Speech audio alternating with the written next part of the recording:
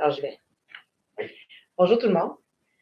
Merci de vous être branchés à notre deuxième webinaire de la semaine. En fait, dans le cadre du programme ou du projet Parcours et Détours, qui nous donne la chance un peu de rencontrer des gens, des professionnels de divers domaines, et vous pouvez à tout moment poser des questions. Alors, on a Sébastien, on vous rappelle que dans le site, il y a un chat, et dans le chat, vous pouvez poser vos questions directement à Nathalie, qui est Villon-Dussault. Nathalie, elle est sage-femme, et donc aujourd'hui, pour les prochaines 40 minutes, parce que c'est un domaine extrêmement intéressant. Puis Nathalie va avoir la chance de vous parler un peu de ce qu'elle fait. Merci Nathalie d'être là avec nous. C'est un plaisir. Alors, on est à Thunderbird, c'est ça? Alors, tu peux me dire, qu'est-ce que vous là présentement? Bien, présentement, on est assis dans une de nos salles cliniques. Donc, c'est dans ma pratique. C'est juste, on a une place en ville où c'est presque comme un médecin de famille ou un dentiste où on a notre propre clinique. Puis les clients viennent nous voir ici. Puis là, c'est une de nos salles. Okay. Et vous êtes combien de sages-femmes? Présentement, on est 6 sages-femmes, mais bientôt 27. Oh, wow, OK. Alors, dis-moi, qu'est-ce que ça fait une sage-femme? Ça fait plusieurs choses, mais en principe, on est responsable de prendre soin des personnes enceintes, des femmes enceintes, durant leur grossesse, durant leur travail et accouchement, puis on prend soin d'elles et leur bébé pendant 6 semaines. OK. Alors, dès que quelqu'un tombe enceinte, elle se trouve une sage-femme, puis là, quelqu'un comme toi, tu vas l'accompagner dans tout le processus, c'est ça? Donc, elle peut appeler directement pour avoir nos soins. Okay. Pas besoin de se faire référer par un médecin de famille ou par une infirmière praticienne. OK. Donc, quand tu es enceinte, tu peux appeler ta sage-femme. OK. Alors, est-ce que ça veut dire que tu n'accouches pas à l'hôpital, ça? Comment ça se passe après? Si tu as une sage-femme, tu vas accoucher où? Ben, tu accouches où c'est plus confortable pour toi, puis aussi par rapport au niveau de risque. Okay. Donc, nous, on fait des accouchements qui sont soit planifiés à l'hôpital ou qui sont soit planifiés à la maison. Okay. Il y a certaines places en Ontario où il y a des centres d'accouchement. Donc, c'est pas l'hôpital, mais c'est un centre où les sages-femmes ont une salle d'accouchement dans laquelle elles travaillent. Okay. Il n'y en a pas ici à Thunderbird. OK. Pas encore. Ça fait combien d'années que tu fais ça? Je suis enregistrée depuis 2005. J'ai commencé mon programme, donc d'étudier pour devenir sage-femme. J'ai commencé ça en 2001. OK. Puis toi, tu es originaire de, rappelle-moi, tu es originaire de où? Tu étais là au secondaire? Ben, c'est ça. J'étais secondaire à l'école secondaire Cité des Jeunes à Kapuskasing. OK. Puis j'ai quand même vu dans quelques petits villages, mais moi, d'habitude, je dis que je viens de Fauquier Strickland. OK. OK. C'est le bord du Nord. C'est quelqu'un de chez vous, ça. C'est ça. Alors, OK. Est-ce que quand tu étais au secondaire, est-ce que tu savais déjà que tu voulais être sage-femme ou? Non. OK. Non. Okay. Moi, j'ai commencé mon secondaire vraiment comme je ne pensais pas à ce que j'allais devenir plus tard. Je savais juste que je devais être au secondaire, puis qu'à un moment donné, j'étais intéressée à faire des études passées le secondaire. OK. Puis c'est vraiment avec l'aide de l'orienteur où on a comme genre trouvé c'est quoi les choses dans lesquelles j'étais bonne. OK. C'est bon, c'est un bon point de départ. Ouais. Puis là, de là, ça serait quoi mes options? OK. Puis pour moi, c'était vraiment important d'étudier en français. Puis, point de vue, quel genre de programme qu'il y a en français en Ontario, il y en a quand même plusieurs, mais il n'y a pas une panoplie comme qu'il y aurait en anglais. Donc, c'est comme je regarde qu'est-ce qu'il y a d'offerts, c'est où est-ce que je voulais aller aussi. Genre Ottawa, Sudbury, est-ce que je voulais aller dans le Québec? Puis le programme de sage-femme, à un moment donné, c'était venu comme une option. Ouais. Puis là, je regarde à ça. OK, ben oui, là, je suis bonne à ça, je suis bonne à ça. OK, on va appliquer. Fait qu'il fallait être bonne dans quoi? Alors, c'était quoi tes forces quand tu étais au secondaire qui t'ont amené là? Mes forces étaient les sciences, plus précisément la biologie, mais la chimie était quand même assez importante. Pas que j'étais super bonne en chimie, de temps en temps. Les sciences sociales, les langues, c'est quand même important parce que tu communiques beaucoup avec tes clients. C'est important d'avoir cette force-là. OK. Donc, il y a quand même des prérequis que tu dois avoir pour appliquer au programme de sage-femme. Donc, j'avais les prérequis. OK. Fait que et la dimension sociale et la dimension scientifique, c'était comme la meilleure combinaison des deux. Oui, oui. OK. Puis en plus, que je pouvais le faire en français, dans une communauté qui était familiale pour moi. Ça a juste à donner. OK. Ça avait tout plein de sens. Oui. OK. Alors là, depuis, je t'ai posé la question tantôt, mais j'étais tellement impressionnée. Alors, depuis que tu as commencé, tu as accouché combien de bébés? Ben, on a calculé environ 1200. OK. 1200. OK. À quel moment tu sens que tu es vraiment en train de faire, tu es vraiment, on peut dire, tu es bien dans tes baskets, là. Tu te dis comment là, je viens de faire une différence aujourd'hui ou là, je suis à ma place. Qu'est-ce qui se passe quand tu te sens comme ça? Comme pour moi ou ben dans la situation? Professionnellement.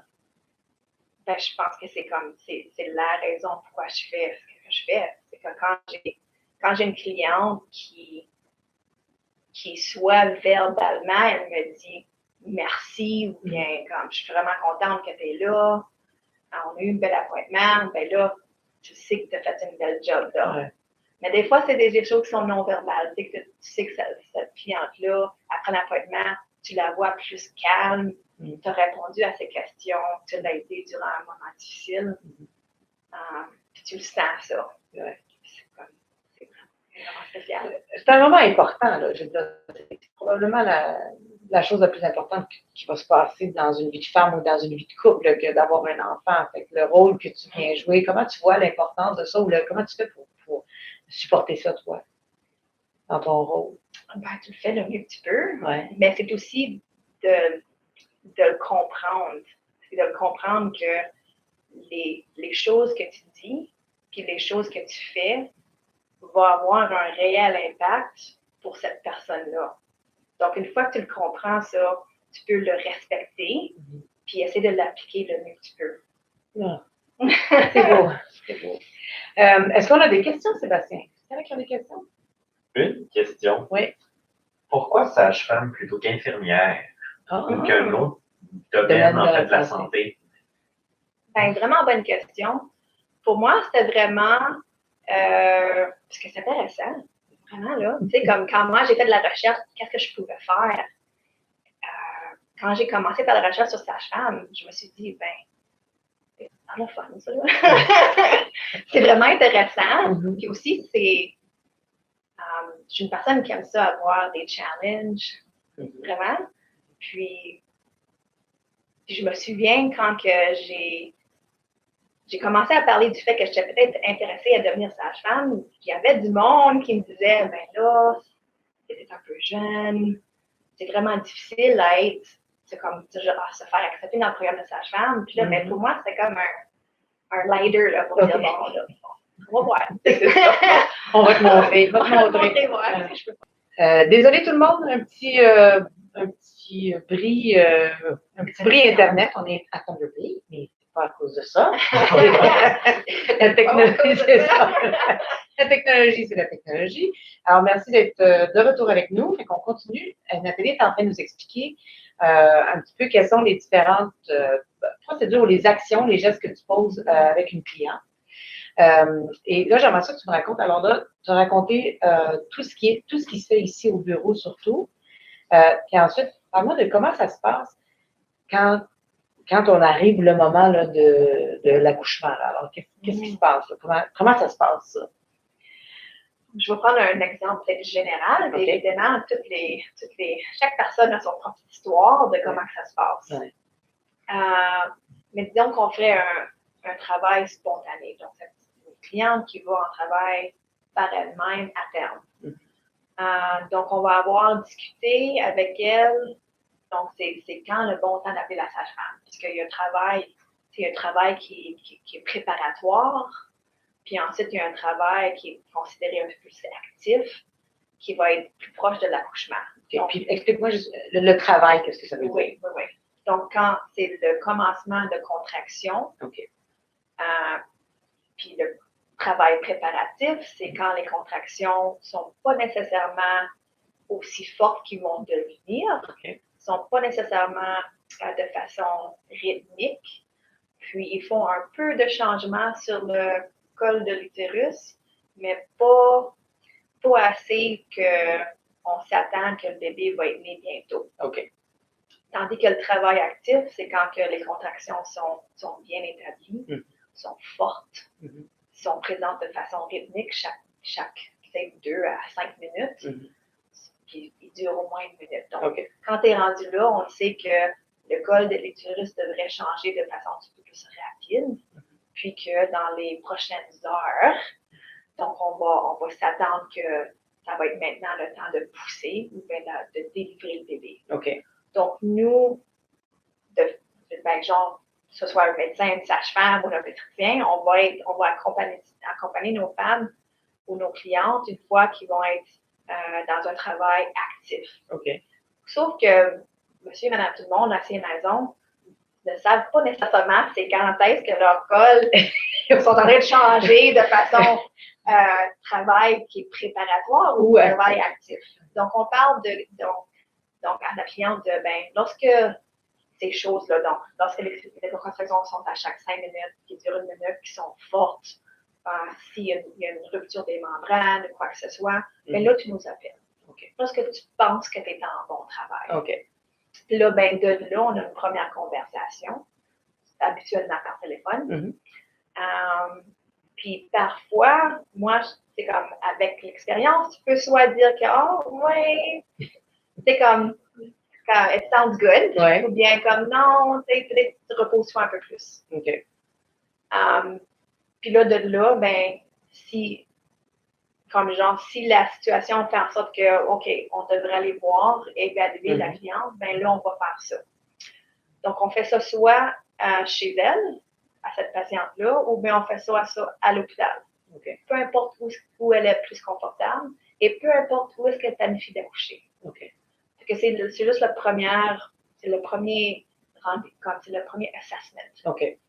Donc, à cette première rendez-vous-là, là, on fait le cœur du bébé, on peut quand même faire en sorte que le bébé est tête en bas, puis on fait un examen vaginal cervical du col de l'utérus pour savoir qu'est-ce qui est en train de changer dans son corps. Puis on évalue les contractions, on va palper les contractions, on va les compter. C'est pour vraiment avoir une bonne idée de est-ce qu'elles sont vraiment à chaque 5 minutes ou est-ce qu'elles sont plus irrégulières. Puis là, de là, on est capable de faire un diagnostic. Est-ce que c'est un travail qui est juste en train de commencer ou bien c'est le temps d'être admis. Ou bien c'est le temps qu'on reste là et qu'on se prépare pour l'accouchement à la maison. Donc là, de ce temps-là, on a fait la décision que, OK, là, on est en bon travail. Là, on reste avec notre cliente. Jusqu'à temps qu'elle accouche. Alors, un horaire d'une sage-femme, ça a l'air de quoi? Non, pas nécessairement. Ça dépend dans quelle sorte de structure. Donc, nous, dans notre office, on est 6, bientôt 7 sages-femmes, et on travaille en équipe, dans des équipes. Présentement, moi, je travaille avec une autre sage-femme. Donc, nous, les deux ensemble, on partage les clients. On partage les clients. Oui, OK. Donc, par exemple, cette semaine, moi, c'est une semaine de clinique. Donc, je ne suis pas en appel. Mais je vois toutes les clientes qui vont venir à notre office. Soit prénatale ou postnatale. Donc, là, moi, je peux, d'abord que je vois les clientes qui ont besoin d'être vues. Donc, c'est un petit peu plus 9 à 5 de cette façon-là. Il y a habituellement, il y a au moins 1 ou 2 des meetings, de différents types de meetings qu'on doit faire. Mais là, la semaine prochaine, je vais être en call. Donc, je vais être en appel pour toute la semaine. Puis là, je me fais appeler quand on a besoin. Ça peut être à 2 h du matin. Oui, c'est ça. On fait aussi les visites à la maison parce que donc, nos clientes, nos familles qui ont accouché, soit à la maison ou bien qui sont accouchées à l'hôpital, puis ensuite qui sont à la maison. D'habitude, la première les premières 1 ou 2 semaines, on va venir les voir chez elles. Parce qu'on veut qu'elles se reposent. On ne les remet pas dans une auto. C'est ça. Donc, on vient la voir dans leur confort de leur maison, s'ils veulent. Puis on fait nos soins à la maison. Donc, d'habitude, c'est dans la première semaine à chaque 1 à 3 jours, vers 10 à 10 jours, 14 jours, on va faire une autre visite. OK. Là, ben, une fois qu'on sait que cette personne-là se sent mieux, puis est capable d'apporter son car seat à la clinique, ben là, elle va revenir nous voir ici. OK. Oui. Est-ce qu'on a une question? Oui, on a une question. Quelle a été votre expérience la plus mémorable? Ah, c'est une bonne question. Ah, oui, mais là... ben, la réalité de l'obstétrique, c'est que des fois, c'est mémorable parce que c'est vraiment, vraiment beau et c'est vraiment bien. Des fois, c'est mémorable parce que c'est vraiment tragique. C'est la réalité. Donc, j'ai plusieurs moments mémorables. Pardon, positif. Oui, oui. Oui, c'est la réalité. Oui, c'est bon. C'est dur à vraiment en avoir juste un moment mémorable. Peut-être, je dirais, qui était vraiment mémorable pour moi, pour différentes raisons, c'est genre la première accouchement que j'ai fait quand j'étais étudiante. C'est mémorable parce que j'ai révisé ces événements-là plus tard dans ma carrière, puis j'ai compris qu'il y avait plein de choses qui se passaient avec ces clientes-là. Moi, j'étais juste là comme étudiante. J'observais, puis j'ai flattais le dos, puis je la supportais, mais j'avais pas un rôle clinique. Et je me souviens qu'il y avait plein de choses qui se passaient. Je suis comme, c'est pas bien. Elle a fini par avoir une césarienne, puis j'ai été, quand j'étais dans la salle d'accouchement avec elle, puis c'était vraiment spécial. Mais quand j'ai compris ce qui se passait, cette maman-là était super malade, là. Super malade, puis la césarienne qu'elle a eue, c'était vraiment important. Puis comme moi, j'avais pas compris que comme si la maman et le bébé étaient en danger. Ouais.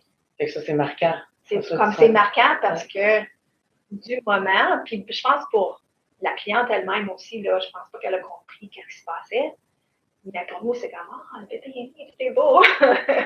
Mais comme genre 3 ans plus tard, j'étais comme, oh my gosh. Parce que là, l'expérience, tu revivais l'expérience. Qu'est-ce qui est le plus difficile? Parce que moi, je vais la prendre, la question. C'est important que vous sachiez que c'est pas. Les bébés viennent pas au monde tout rose avec une boucle sur la tête, mais ils sont peut-être roses, ils sont chauds. Qu'est-ce qui est le plus difficile dans ce que tu as à faire? Qu'est-ce qui est le plus difficile, c'est quand tu as des mauvaises nouvelles à dire aux parents. Mais quand tu as des mauvaises nouvelles que tu ne t'attendais pas, donc une morte de naissance, des fausses couches, des bébés qui ne sont pas en santé. Oui, c'est vraiment difficile. Sauf que ton rôle, c'est quand même la même chose, là. Tu le sais que ce soit une expérience qui est positive ou vraiment tragique, les gestes que tu vas poser, les choses que tu vas dire, le support que tu vas porter à cette famille-là est aussi importante. Que ce soit une morte-naissance ou que ce soit un bébé en santé. Puis il faut que tu aies, c'est ça, c'est parce que tu es impliqué dans la vie de ces gens-là, mais il faut que tu aies la capacité d'avoir un pied dedans, un pied dehors. Tu ne peux pas être tout dans la sympathie et pleurer avec eux autres. Comme je suis certainement pas experte dans ce qu'il y a à faire au deuil autour de ces choses-là, sauf que j'ai comme malheureusement ou heureusement, je dirais que toutes ces expériences-là sont importantes. Mais oui, il faut que quand même faut que tu fasses ta job, il faut que tu l'aides à travers l'accouchement, que ce soit un bébé en santé ou pas. Mais c'est aussi humain de montrer que tu es triste aussi. Est-ce qu'il y a des hommes sages-femmes? Oui. Oui? Oui. Il y en a au moins un en Ontario. OK. Peut-être plus là, mais je sais qu'il y en a un. Il y en a un qui est enregistré parce qu'il y a une association professionnelle, il y a un ordre professionnel, c'est ça, de sages-femmes. Et là, on dit comment quand c'est un homme? C'est soit un homme sage-femme, ou je pense qu'un autre terme qui est approprié, c'est un accoucheur. OK. Alors, c'est peut-être un domaine, c'est pas un domaine qui est seulement réservé aux femmes maintenant. Alors, tout le monde peut aspirer à devenir un homme sage-femme ou une sage-femme. C'est ça? Est-ce qu'il y a d'autres questions, Sébastien? Oui. Combien de placements avez-vous dû faire afin d'obtenir votre diplôme? Ah oui. Je sais que les placements, puis le programme a changé depuis que j'ai gradué. Donc, il y a des placements qui sont signés avec des sages-femmes, puis il y en a 3. Puis ensuite, il y a des placements qui sont communautaires. Donc, tu peux choisir d'aller voir un lactation consultant, peut-être une affaire like public health nurse. Avec des gens qui gravitent autour. C'est ça. Okay. Puis aussi d'un placement, je pense, obligatoire. Je pense qu'il est encore obligatoire avec un nutriticien. Okay. Donc, tu peux voir la nature, c'est comme genre être exposé à des cas qui sont plus à risque. Okay. Puis qu'on doit le comprendre. Puis il y a un placement sur le plancher d'accouchement. OK. Ouais. Dis-moi, comment c'est utile que tu sois bilingue, que tu sois francophone dans le domaine? Comment ça te sert? Comment ça te sert? Ben, ça me sert parce que mes clients qui sont francophones, je peux leur desservir dans leur langue. Puis à l'hôpital, ça fonctionne comment? Oui. Donc, à l'hôpital, si je m'adonne là, Oui. Puis il y a une cliente, même si ça ne serait pas la mienne, s'il y avait besoin qu'on traduise, ben, ils vont venir me chercher. OK. Tu as une accréditation ou tu as une notification? C'est ça. Voilà, comme Oui. OK. Tu es la personne qu'on va chercher quand on a besoin de quelqu'un qui peut parler. À l'hôpital, il y a quand même, donc il y a des personnes que c'est vraiment leur job à l'hôpital. Oui. Ils vont traduire de l'anglais à français, vice-versa, puis dans différentes langues de Première Nation. Oui. Donc moi, j'ai pas cette job-là. Non. C'est juste vraiment, on sait sur le plancher d'accouchement, au NICU, puis ce mois-ci que Nathalie est bilingue. C'est ça. Non, fait que ça, c'est utile dans le temps. Oui. C'est bon. Peux-tu me parler d'une expérience, dans des conversations qu'on a eues au préalable, tu me parlais d'expérience que tu avais eue dans le nord du Québec, dans les communautés autochtones. Oui. Peux-tu me parler de ce que ça te donne, ce que tu as fait, ce que tu allais faire là-bas? OK. Donc, moi, j'ai choisi d'aller faire un placement.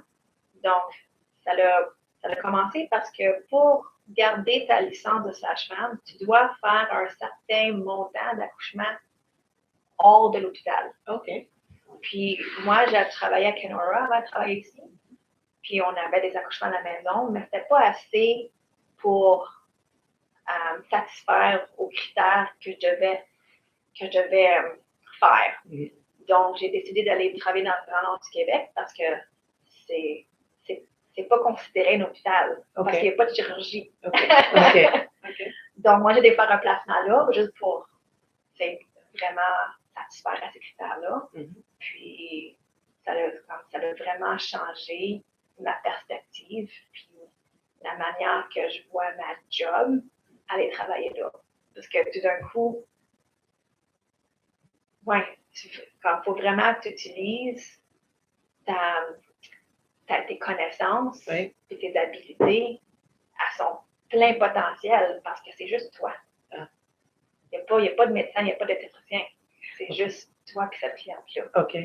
Puis vraiment, c'est comme, en même temps, ça peut être un peu, je ne vais pas dire épeurant, parce que, évidemment, la manière que, comme ils font ça de cette façon-là, parce que ça a été prouvé que ça a des avantages, puis qu'il n'y a pas plus de mauvais cas de la manière-là. Quand tu vas là, c'est juste, c'est vraiment challenge. Là, ben, moi, étant moi, ça me motive. Qu'est-ce que tu apprends quand tu es là-bas avec eux? Tu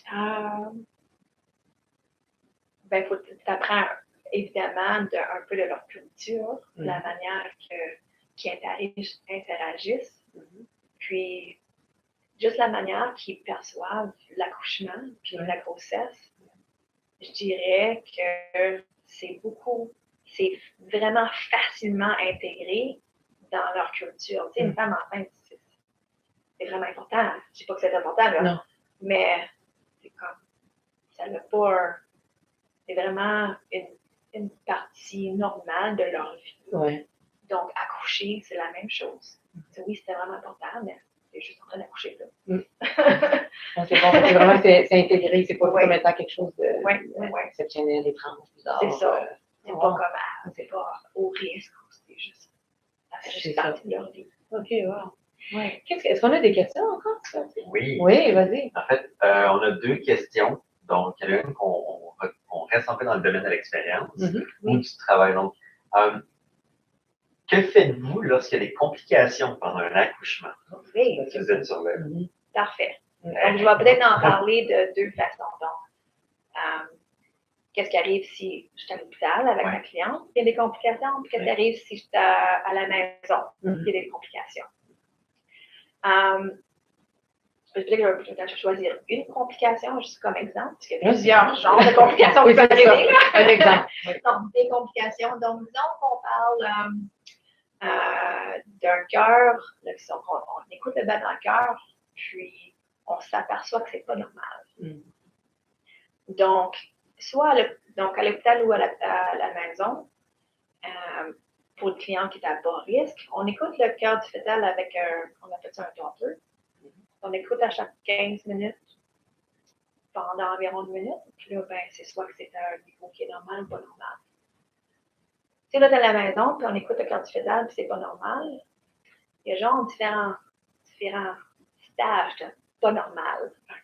Donc, c'est comme, c'est vraiment dangereux, ou bien, c'est pas normal, j'aimerais avoir plus d'informations sur vraiment ce qui se passe avec ce bébé-là.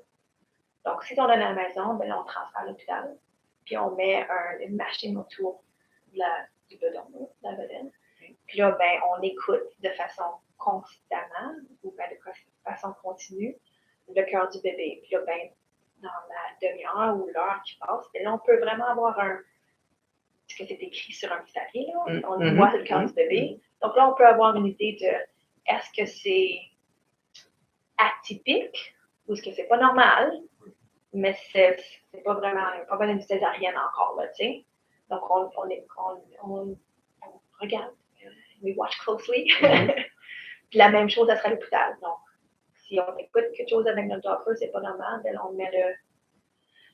on met les bandes, on écoute. Puis là, à un moment donné, ça va être soit normal, ou le bébé va accoucher, ou ça l'est pas. Puis là, si c'est pas normal, on appelle. Donc, c'est la même chose. Si je suis dans ma salle d'accouchement, je vais appeler l'obstétricien. Si je suis à la maison, j'appelle l'obstétricien, puis je dis, OK, c'est plus normal. Donc là, on doit se préparer pour une césarienne. Donc, dans la salle d'accouchement, là, si on n'avait pas d'intraveineuse, on commence l'intraveineuse. On va juste préparer pour une chirurgie. Dans le background, il y a les infirmières qui vont faire en sorte qu'ils vont ouvrir la salle d'opération, avoir les instruments-là. Donc, on se prépare avec un cathéter. Puis là, on fait ces préparations-là à la maison, en route vers l'hôpital aussi. OK. Donc, là, si le bénéficiaire fait cette chirurgie, là, l'équipe va être prête. Puis lorsqu'on est prêt, et lorsqu'ils sont prêts, là, elle va avoir une césarienne. Si c'est ce genre de complications-là avec lesquelles on a. Fait que tu es toujours en communication, tu as toujours un point d'ancrage en cas de, ou cas où, avec un obstétricien ou un spécialiste à l'hôpital. Oui, c'est vraiment un travail d'équipe. Sauf que, pour un accouchement qui va bien, on n'a pas besoin de la communication avec l'obstétricien parce qu'on a besoin de besoin de ses services. Fait que tu as un membre de l'équipe qui est sur le banc. C'est pas toute raison, il est sur le banc pour. C'est ça. C'est comme genre, c'est la même chose pour un médecin famille. Si le céphalie, sa cliente a pas la césarienne, c'est le même principe. Là. On appelle le chirurgien pour dire, ça marche mieux. OK, c'est bon. Est-ce que tu as d'autres questions? Une autre question? Oui, il reste une question dans les 5 dernières minutes, en fait. Une personne qui souhaite devenir sage-femme, est-ce qu'il y a des cours que vous lui recommanderiez à prendre au secondaire pour l'amener vers la profession? Oui. Donc, définitivement la biologie, c'est vraiment important. Je dirais la chimie aussi. Puis des cours de sciences sociales, en général, juste pour pouvoir comprendre ce que tu interagis avec le monde de façon tellement importante. Fait que j'en fais des cours de psychologie ou des cours comme ça, là. OK. Ça répond à la question, je pense. Oui. Fait que moi, j'en ai deux petites dernières. Oui. La première, c'est si Nathalie parlait à Nathalie qui a 16 ans, qu'est-ce qu'elle lui dirait pour se préparer à sa carrière? Si tu pouvais te donner un conseil, tu as 16 ans, puis tu penses, tu as 17 ans, ce serait quoi ton conseil? C'est le genre si ça, j'aurais à le refaire, que ce soit mieux. Et moi, je dirais, ça s'est bien passé. Là. Non, mais c'est quoi le conseil? Moi aussi, je dirais ça. C'est quoi le conseil que tu donnerais à des élèves qui te regardent aujourd'hui, qui sont pas sûrs, puis là, ils pensent que peut-être, c'est quoi le conseil que tu leur donnerais? Point de vue sage-femme, je pense qu'il faut comprendre que c'est vraiment plus qu'une job. C'est vraiment un style de vie. Donc, peu importe si tu es bon en mathématiques ou en biologie ou quoi que ce soit, ça ne va pas être assez pour que tu puisses aimer ce que tu fais. OK. C'est comme parce que ça prend tellement une grosse partie de ta vie, tu dois être prêt à vraiment dédier beaucoup de choses pour faire ça. J'imagine juste comme ça. OK. Ça peut être difficile à savoir, ça, quand 15-16 ans. Oui. C'est quoi les sacrifices que tu as à faire? Pour le bénéfice, parce que pour toi, le bénéfice est plus grand que le sacrifice, mais c'est quoi les sacrifices que tu as à faire? Ben, tu vas sacrifier ta vie personnelle, ta vie de famille. Parce que quand tu es dans le corps, ben là, ça peut être ta fête, la fête de ton enfant, la fête de ta maman, ça peut être Noël. Puis, là, tu t'en vas travailler. Parce que les femmes accouchent à Noël aussi. C'est ça. Oui. Fait que ma dernière question. C'est quoi, qu'est-ce que tu vois dans 10 ans? C'est quoi ton... Ben, j'espère on espère d'avoir des rénovations sur notre place. Donc, j'espère que ça va être fait. J'espère on espère être 9 sages-femmes ici. On va avoir juste pour que le travail soit dispersé un peu plus. C'est un travail fort. Puis j'espère de pouvoir retourner faire du travail dans les régions isolées. Parce que c'est juste vraiment. C'est motivant. Oui, hein? Oui. Tes yeux font des étoiles quand tu penses à ça. Ouais. Je te le souhaite, Nathalie. Merci beaucoup. Merci tout le monde. T'avais-tu une dernière question? Oui, on a une dernière question qui vient de popper. Oui, vas-y. On a légèrement abordé, mais quels étaient tes grands défis? Pour moi? Ouais.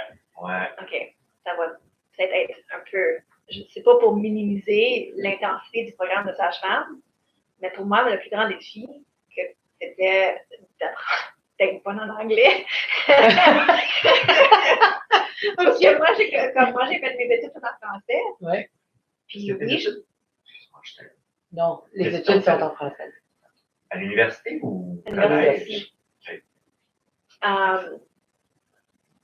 Donc, je parlais anglais parce que je prenais English dans à l'école, mais je pense pas que je parlais anglais tellement comme. Évidemment, je parlais pas tellement bien anglais parce que quand j'ai arrivé sur le milieu du travail, c'était OK, là, il faut que je parle anglais à mes clients. Là. Oui. Donc, pour moi, ça c'était plus difficile. Et tu l'as relevé? Oui. Bon, alors, la preuve, tout le monde est capable. C'est assez facile. C'est comme. Une fois que tu es immersé dans cet environnement-là. Tu fonctionnes d'une langue à l'autre avec oui. Je te remercie beaucoup, Nathalie. Merci tout le monde d'avoir été là. Je vous rappelle, c'était le webinaire d'un projet qui s'appelle Parcours et Détours, qui vous donne la chance de converser avec des professionnels de divers domaines de l'Ontario français. Et c'est un projet qui s'inscrit en partenariat avec le ministère de l'Éducation de l'Ontario, partenariat avec le Collège de la Cité, et qui s'inscrit dans la politique tracée sur l'itinéraire. Alors, je vous souhaite une bonne fin de journée à tout le monde et si jamais le domaine vous intéresse, le programme est offert en français à l'Université Laurentienne. Vous pouvez aller googler certainement et avoir plus d'informations sur ce programme-là. Merci, Nathalie. Merci. Merci, Sébastien. Merci.